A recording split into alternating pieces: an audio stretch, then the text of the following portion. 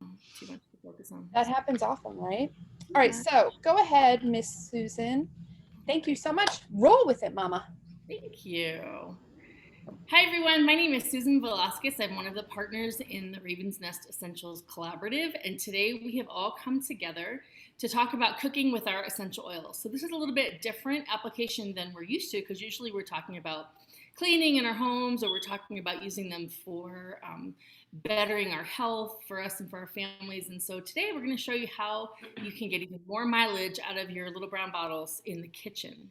And our focus is going to be on fall foods, because, you know, who doesn't want to bake in the fall, right? All right, so I'm going to have my first technical difficulty here, and in that I don't have the mouse that I'm usually.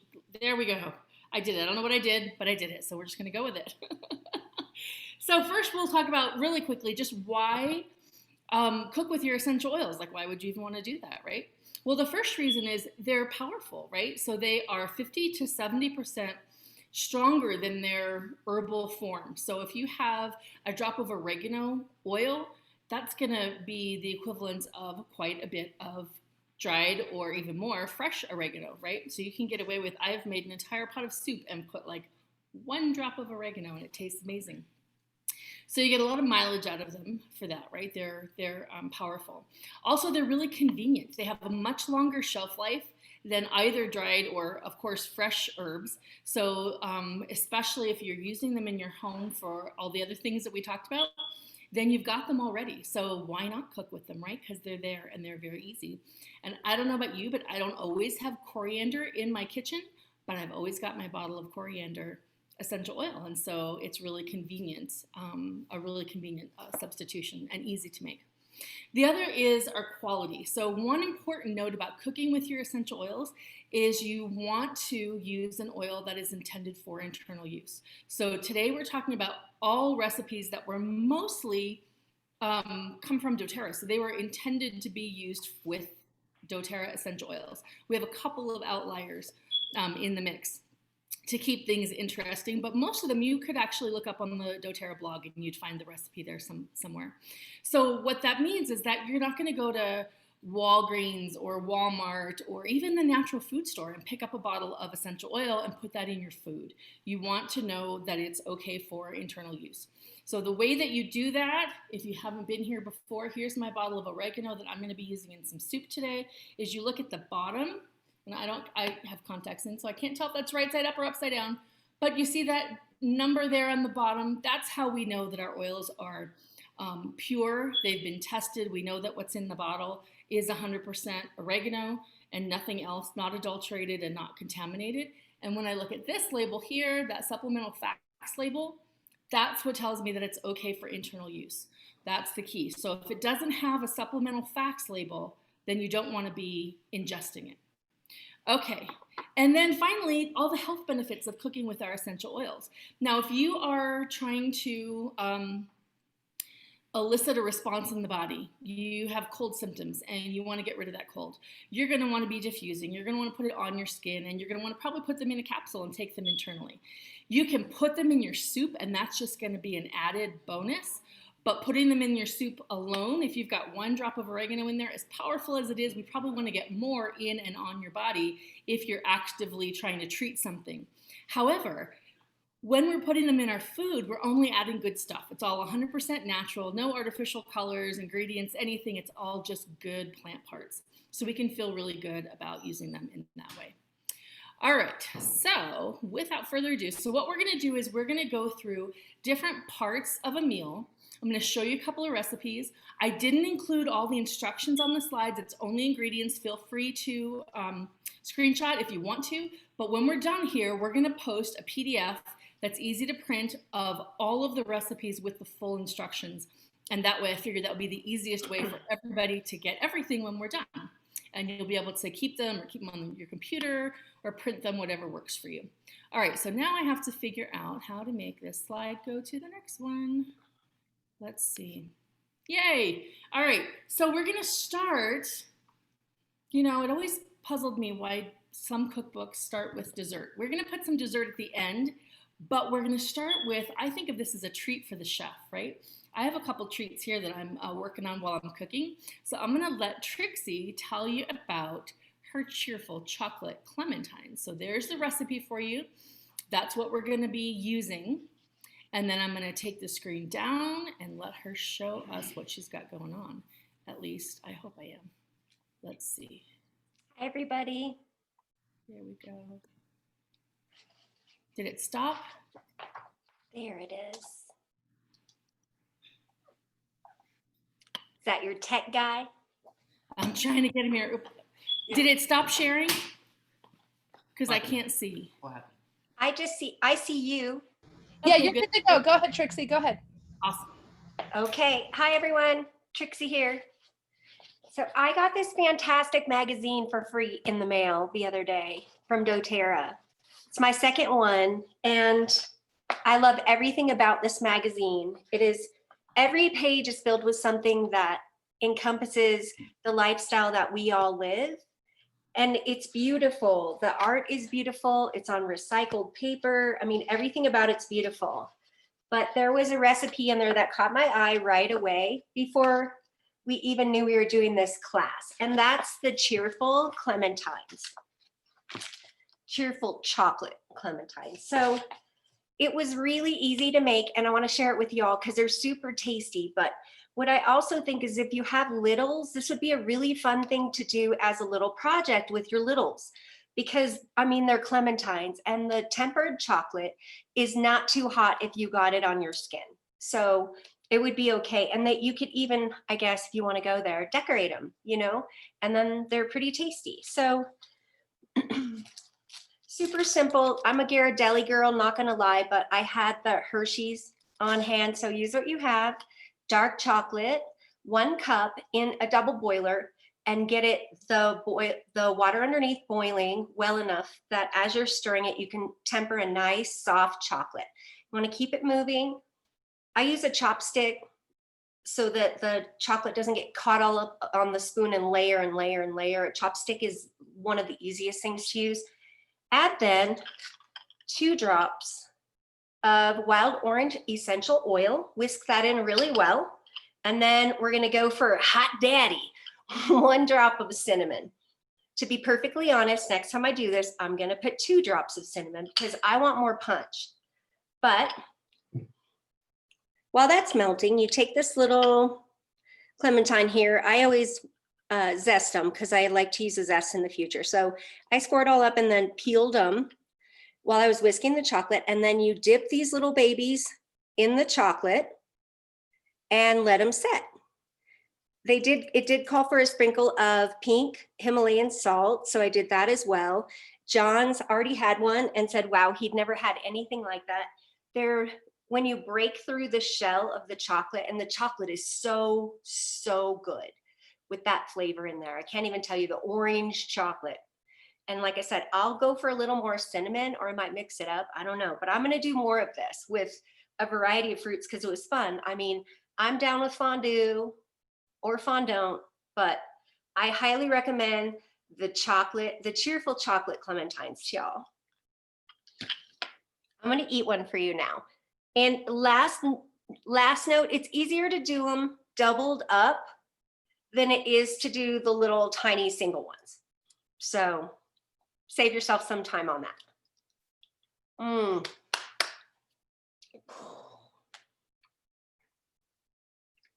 Amazing.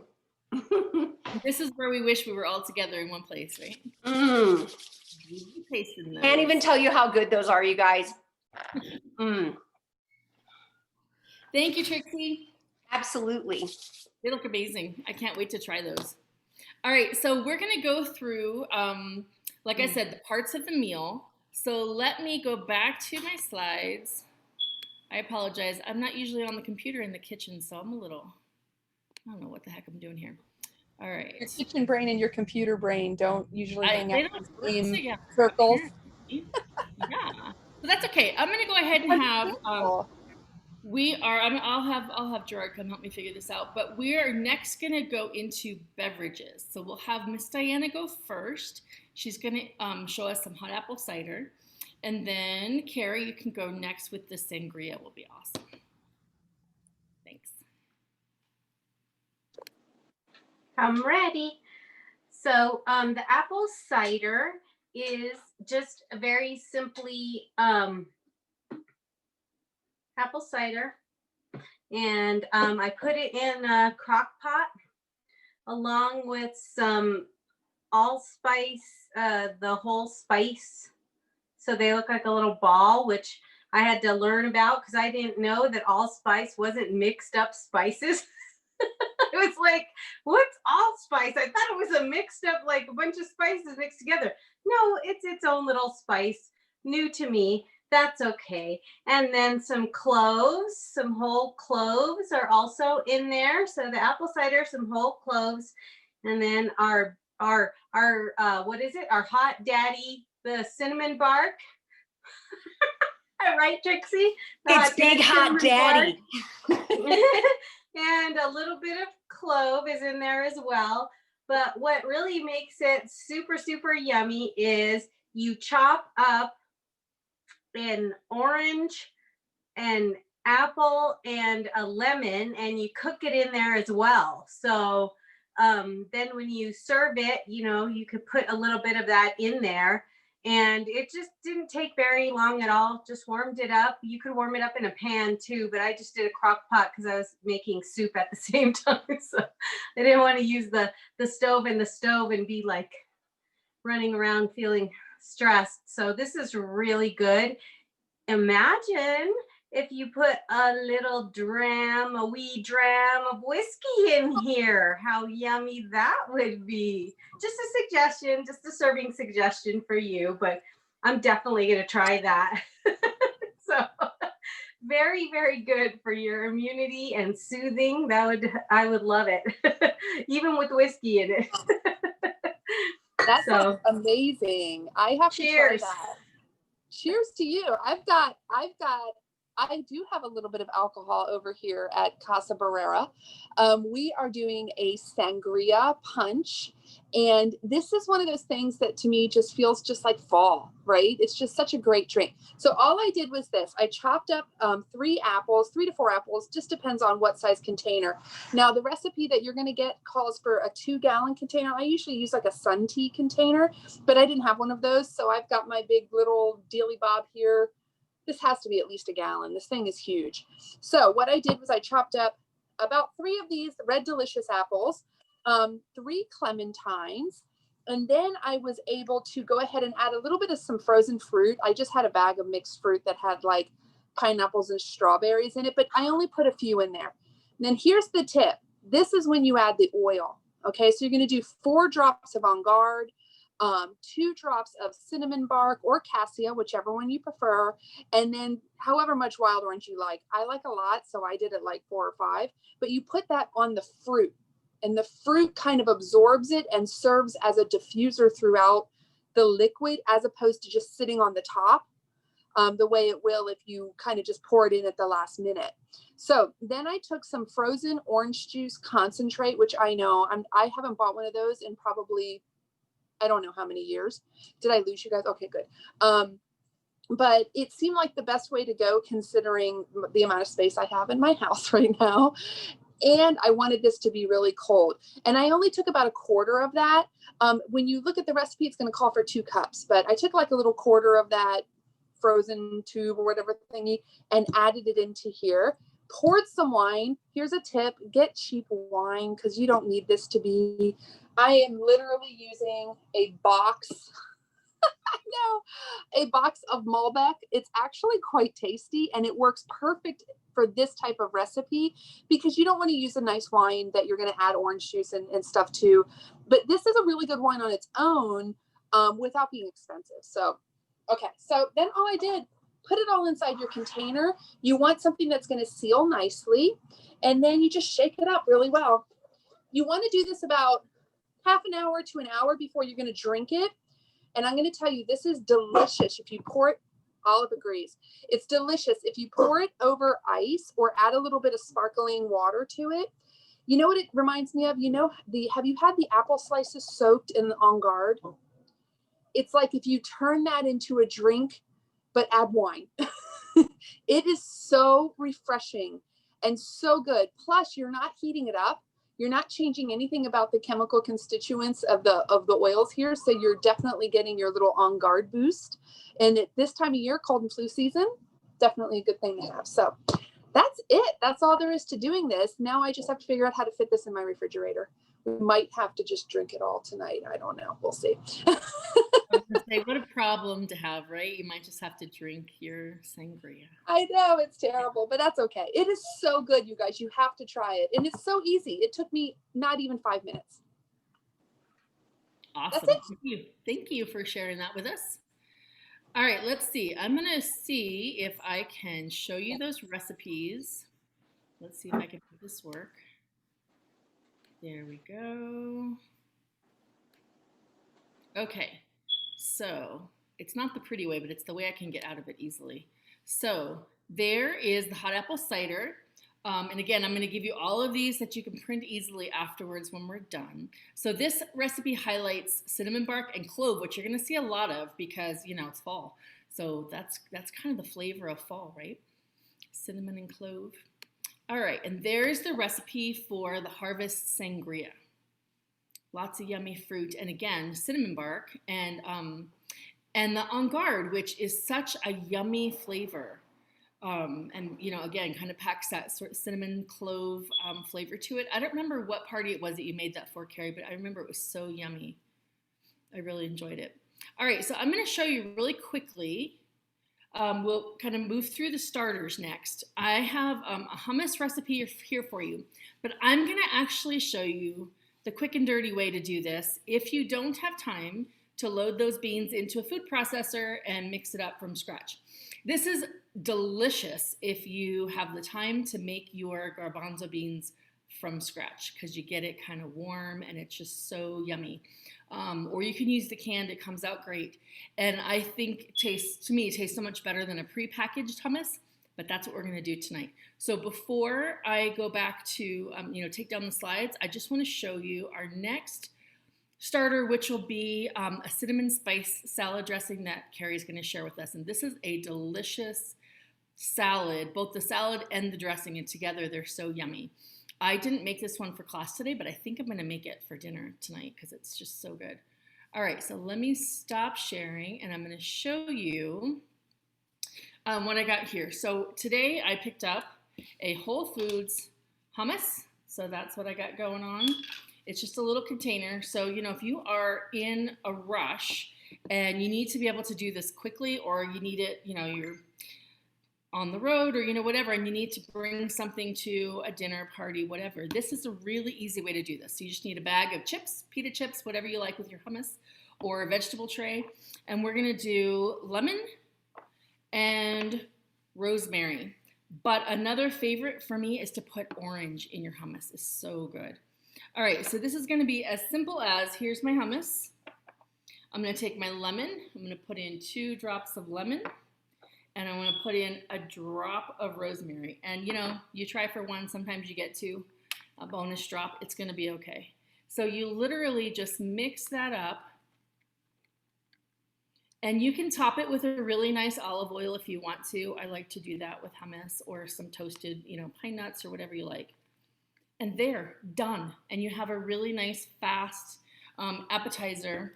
And I got my celery sticks for my hummus. And it's just so quick and easy and something that you can easily pick up and have your oils with you and throw together on the spot if you, you take it somewhere. All right, and with that, Carrie, I'm going to let you show us some salad dressing before we move into our entrees. No problem. And I make that hummus all the time. We do it at home. There are so many varieties, and it's so fresh tasting. That's what I always find amazing about it.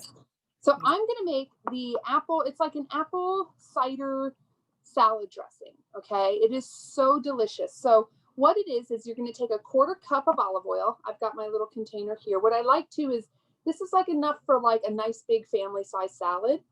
And then, you know, it's fresh and done. So you're going to do a 1/4 cup of olive oil. I did extra virgin olive oil. Then I used my raw apple cider vinegar, right, with the mother in it, a nice Bragg's apple cider vinegar. And this is just 2 tablespoons.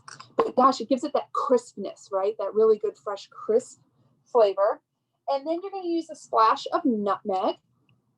Lastly, you're going to chop up, not lastly, but last before the oils, you're going to chop up some, 1 big clove of garlic.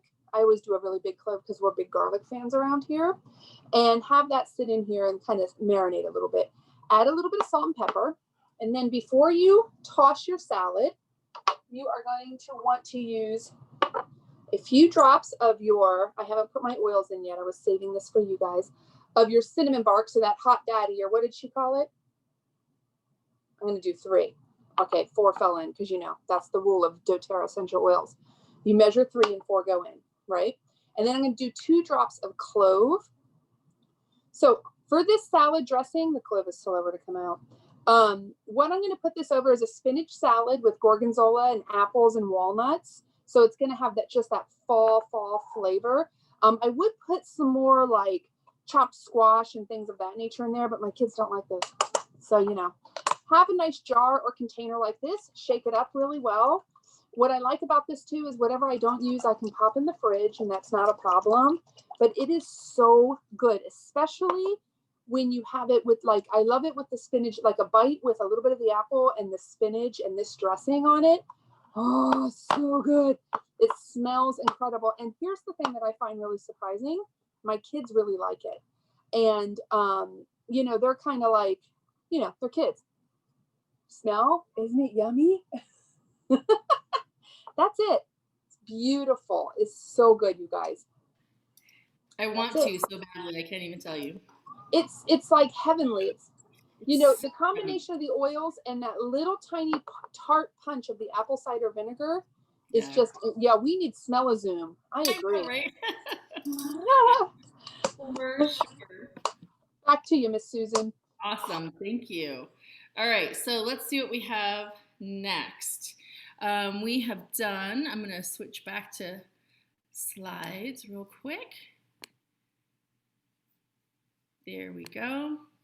All right, so we have done our cinnamon spice salad dressing. There's the recipe for that one.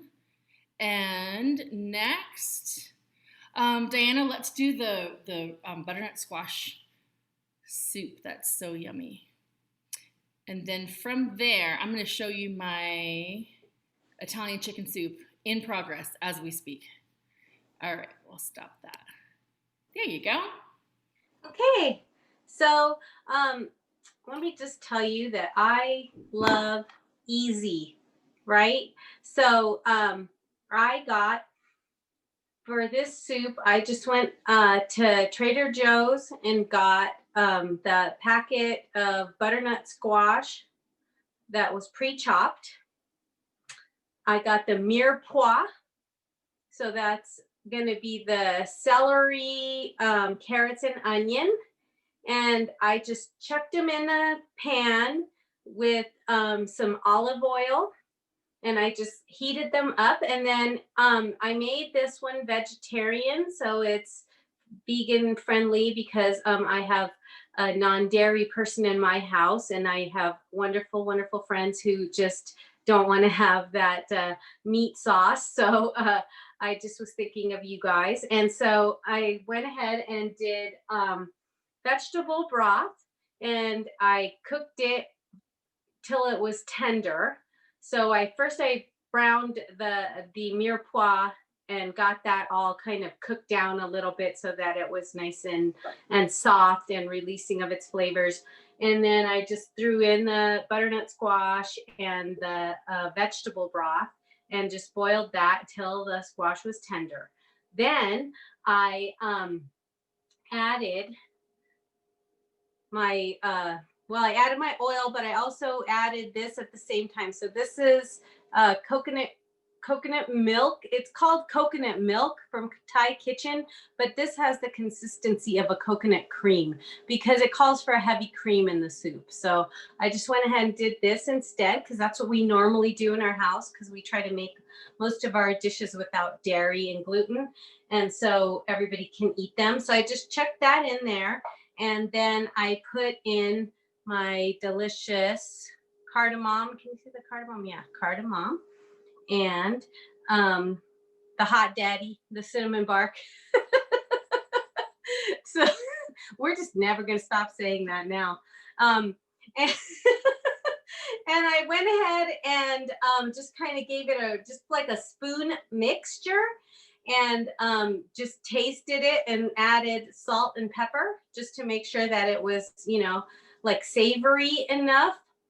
And because the sometimes the coconut adds a little bit of sweetness, as you know. So I just went ahead and tested that to taste. And then you just put it right into the Vitamix, and you put it on the soup setting, and you have a beautiful, creamy, beautiful soup. And and it also will cook it for you more in case it's cooked unevenly so far or something. Sometimes you could just chuck it in the Vitamix and finish it up, because it just goes through its whole cycle. So you see how thick that is? It's thick and creamy. It's delicious. I skipped lunch because I was just like, I gotta eat my soup. I need to eat my soup that I make nice and fresh. I don't want to wait on that. And it keeps so well. So, I mean, I even sometimes just store it in the fridge in the Vitamix pitcher because I have an extra one. So you'll want to top it off with something yummy. So in my case, if you have Koyo, which is like a non-dairy yogurt, it comes out just plain Koyo is like sour cream. It has a delicious flavor to it that's just nice and tart, and just really good. But if you don't have that and you've got your big old tub of Greek yogurt, which I do, that's what I chuck on top of it instead of sour cream. And then of course some raw pumpkin seeds, pepitas, just as a garnish. And it's absolutely yummy. Let's see if I can show it to you. Look at that. It's just thick and creamy, and it's just delicious. It's just amazing, especially with the cinnamon and the cardamom, which I would have never thought to mix in there for whatever reason. I would have thought a different flavor, but the cardamom really just makes it pop. I love that. It's so good. So easy. Thumbs up. 2 thumbs up. Thank you, Diana. That is such a good soup. And I think like a bisque style soup like that is such a good way to get kids to eat their veggies. And you can do that. You could do it with pumpkin. If you had pumpkin you wanted to cook, like a pie pumpkin, you can do it with carrots and make like a carrot bisque. Really great. And use, just the same technique. It's a really great idea. All right, so I have the Italian chicken soup in progress. So I'm going to show you where I'm at. I'm doing it in the Instant Pot. I kind of thought, I don't know if you can see. I guess y'all know what an Instant Pot looks like, right? It's there. I thought that I might be able to get you a view of my kitchen, but alas, I am not set up for cooking with Susan at this point. So, what can I do? Have to adjust, right? So what you do, this is really, if you have a pressure cooker or an Instant Pot, this is really simple and fast. If you don't, you can still do it. The steps just take a little bit longer. So it starts with you cooking the chicken breast in a little chicken broth.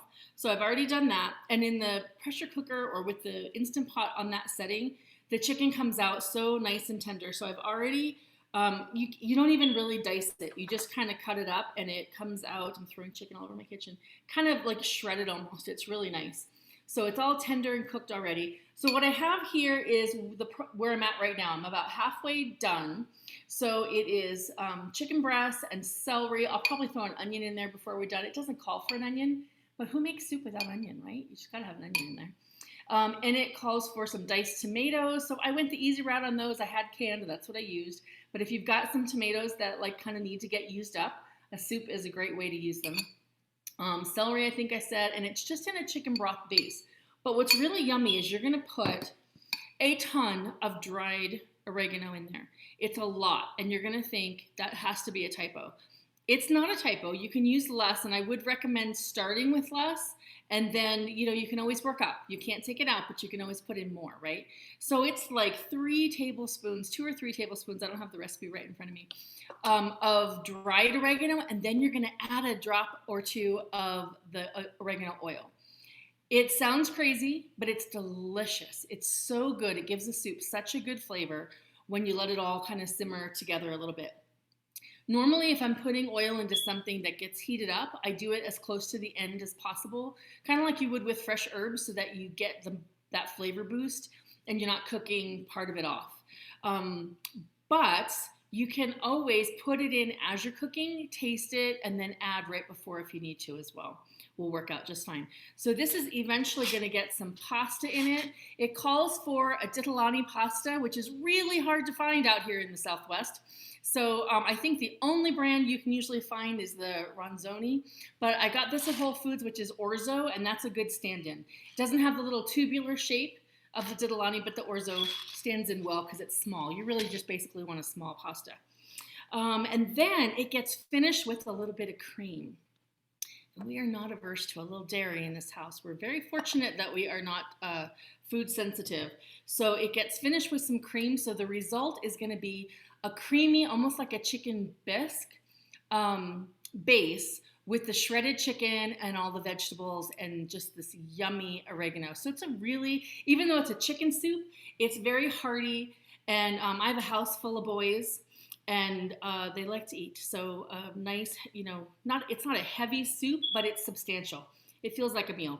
And it calls for 1 chicken breast to 6 cups of water. So for me, I double that because, like I said, we got some eaters, and I got to feed those growing boys.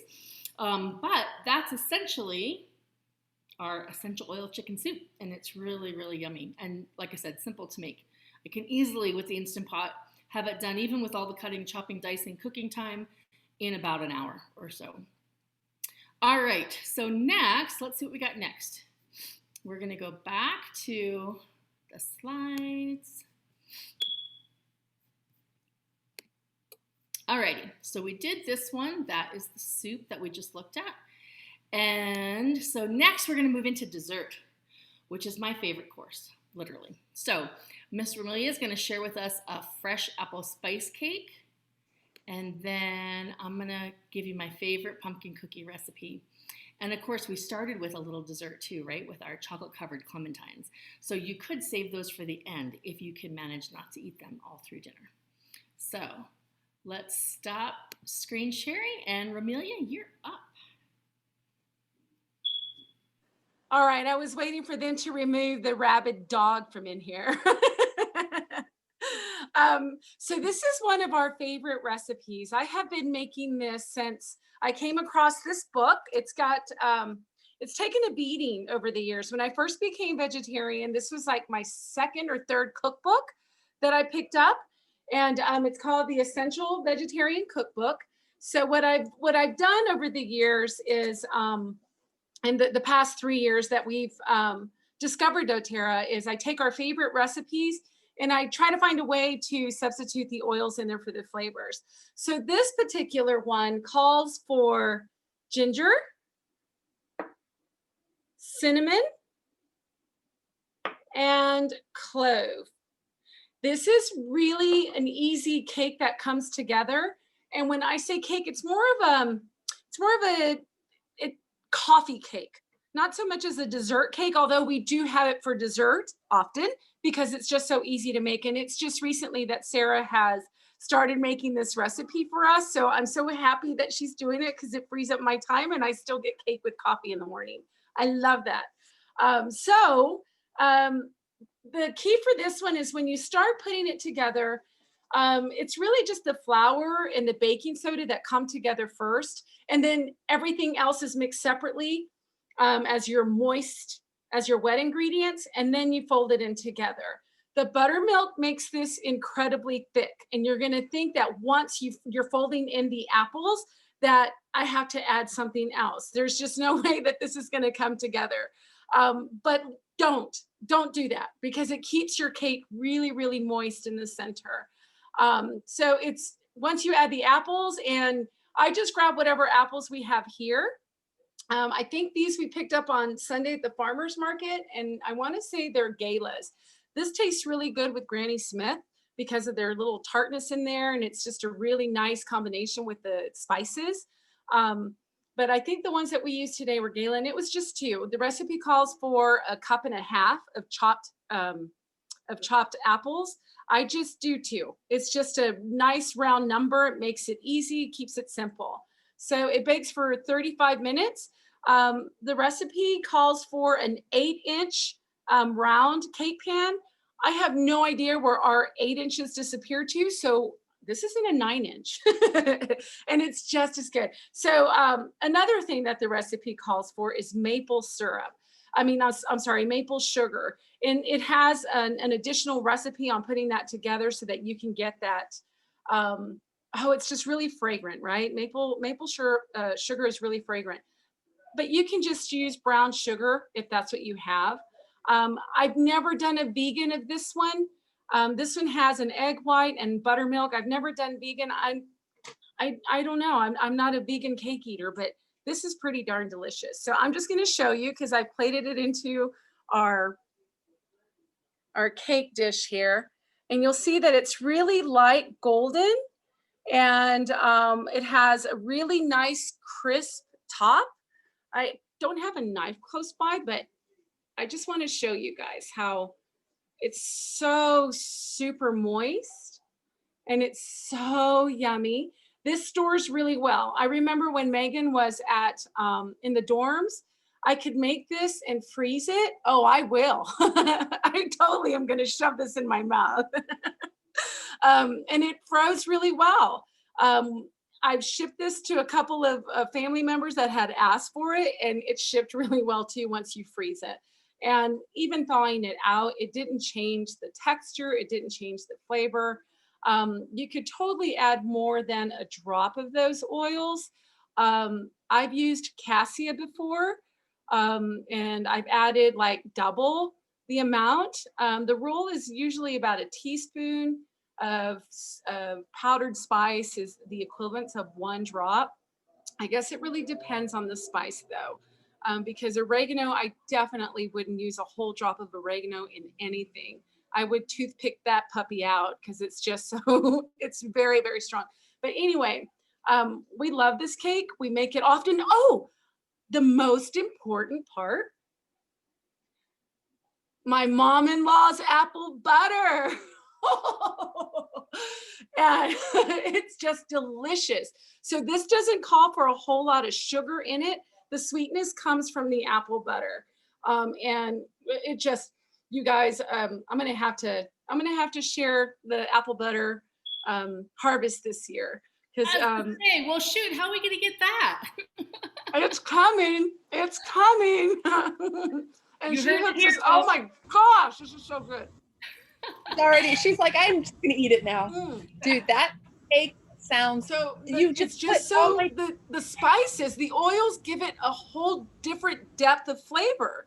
It tastes completely different than using the powdered spices. It's just rich. The flavors are rich. Oh, it's just delicious. I'm probably not gonna eat dinner now. This will probably be my dinner. And with the apple butter, oh my goodness. Can you imagine that's Grandma Martha's apple butter from Lou's. Oh my gosh. I want to make some apple butter with our cinnamon or the cassia. How good.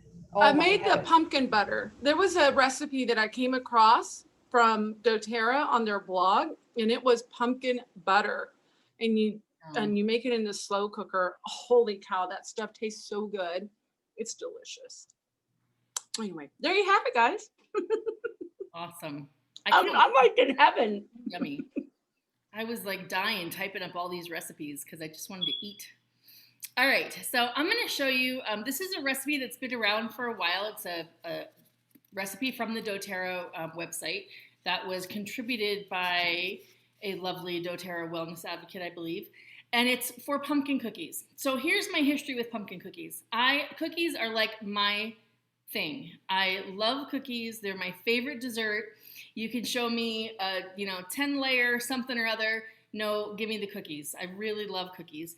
And that's typically what I make if I'm going to make dessert. So when I found this recipe, I tried it. I usually stay away from pumpkin cookie recipes because I don't like cakey cookies. So if you're a cake pumpkin cookie recipe person, you might not like the texture of this one because there's a definite crunch. But what I love about it is that it's crunchy and chewy, which to me is like the ideal cookie. So I'm going to show you a little trick. First of all, when you see the recipe, it calls for a cup of pumpkin. And then it wants you to reduce that cup of pumpkin to 1/2. I don't do that. I've done it, and if you're using a fairly densely packed canned pumpkin, then you don't really need to. I believe it's Nature's Path is the brand I usually have, and it's not wet. You know how you open up like the Libby's, not to, call them out, but you open it up and it, like you can spoon it. It's like liquidy. If you have that kind of pumpkin, you want to reduce it. So start with a cup, put it on the stove in a small saucepan, and just cook it till it boils off some of the moisture. Or if you're going to cook your own pumpkin, which is amazing, then just try not to add too much water to it when you puree it. And basically, it's just a matter of you want a dense pumpkin because that's how you're going to get this nice chewy consistency to it, and it's not going to be like a cake. So I start with my canned pumpkin, and I only use a 1/2 cup. And because it's kind of already got the water, reduced out of it. So I'm going to see if I can show you here. I had to use my Instant Pot as a little stand. So I've got a few done. You can see that. And you can just see, like, it doesn't look like your typical pumpkin cookie, right? Which I love about that. So here's my little, you're going to mix it all up. And it's stiff enough that you can roll it into balls. So these I've all, like about a tablespoon amount or so. And then my trick is, I like them really crunchy. And so I flatten them with a measuring cup like that. And it's dipped in sugar, not flour, because we're going to finish them with a little bit of sugar. So it calls for flattening them with a jar. This is way easier. And then you're only dirtying one thing. If I had a website for cooking, it would be the Lazy Cook or the Messy Cook. It's a toss-up which one would win. So then I'm going to just sprinkle it with a little bit of, and this is organic sugar, so it's got a nice kind of tan hue to it. Looks really pretty when it's all done. Or if you like or have Demerara sugar in your pantry, you can use that as well. So there you go. That's what they're going to look like. This is going into the oven. This is coming out of the oven. And then when you store them, they're going to be really crunchy once they cool. When you store them, if you put them in an airtight container, you're going to get that kind of crunchy, chewy consistency to it. So yummy. It's my literally probably my favorite. I cook a lot with my oils, and that's still probably my favorite essential oil recipe. Just because I tried for years and years and years to find a cookie that was pumpkin and not like a little cake. So love it. Yeah. Those All are right. my favorite cookies. You made those one time for a class at your house. I did. And I mean, I was trying to listen to your class because your classes are really good, but I was so distracted by the plate of those cookies over in the other room that I was just like, they're over there. How rude would it be for me to get up and go get another one? Like and I'm not a cookie person. Like I'm not a sweets person, right? Those cookies are incredible. And I think that delicious. Romelia's cake fits in that same, right? It's not like sugary sweet. It's just Exactly. sweet of the harvest or something. I don't know. You know what I mean? It's just the natural sweetness of pumpkin and cinnamon and oh yeah, I'm excited. I agree. All right, let me see here. Did I show the dessert recipes? I can't remember. Somebody tell me. Did I show them already? I did. Okay. We got through them all. All right. Yes. Excellent. Great. So if you have not seen something here that is your thing or is going to make you want to get out your oils and cook with them, then I really advise you to get on Google, search doTERRA and whatever you want to cook. doTERRA chicken, doTERRA brownies, doTERRA chocolate, whatever you want to do. And you'll come up with, a bunch of different things, but look for the one that's on the doTERRA blog. And those recipes, I've not made one that I haven't loved. It's so good. They're always good. They're really well tested. And so, it's going to be really solid and you're going to get good They're results. easy. And they're not so intricate with, different ingredients or tools or techniques. It's easy. That's what I love about them. I agree. It tastes incredible. So it's like the easy, but yet it tastes, if you take one of those to like a party or, as a hostess thing, people are like, wow. And you're like, well, I just, but really they're like super easy, right? So Manny, I had to have Manny come and sit down because he came home when we were midway through, and he was getting his little, by the Sangria. way, how awesome are these little cups? He was getting his cup ready to have, like, his, I just got home from work, I'm gonna have a drink, and I'm like, have the sangria, and he takes a sip in his eyes, he's like, It was good. it's really Yeah, good. it's really good. It's delicious. It's going to be a problem. We have to get rid of this. You people have to come over and drink this. And none of us there to help you, darn it. I know. I'll have to take some to my neighbors and say, hi, would you like some sangria? I have a lot of sangria. Tell you about oils. Oh, Romeo. Oh, so yes. Heather says that she loves sweets. And you know what, though? There are so many great recipes that are sweet. And like, oh, there's a lemon one, like a lemon, what are those, like a lemon bars? Yeah, right? the lemon bars are really good. Ooh, so good. And they will be heavenly for sweet. And Amelia had such a great point that you can take any recipe that you already love and add oils to it, right? Probably the simplest thing I do is make the pancakes I've made since literally my oldest child was a baby. And I throw lemon in it or orange in it, depending on, our mood. And so yummy, and it's so simple. Yep, I do the same thing. I have used lemon with our blueberry pancakes, delicious. I have used On Guard with apples in muffins. I mean, it's so easy to make that switch, and it just takes it to a whole other level. Absolutely. It really does. And it's that you already have them. How many, I can't tell you how many spice jars I've thrown out where I had one Thanksgiving recipe that called for that one weird spice, and I used it that one day, and then it was still in the cupboard the next Thanksgiving, and you're like, well, that's trash at this point, but I'm using my oils for everything. So like you said with the coriander, that was so true. Exactly. Yeah, I agree. Fun. Is that all of our recipes? That is all of the recipes. There are some bonus recipes in the PDF file. So I'll get on and post that as soon as we're done. And, feel free to download and print. And it's just all of them in one file. There's no pictures. It's just text so that it's really easy to print. It's just black and white.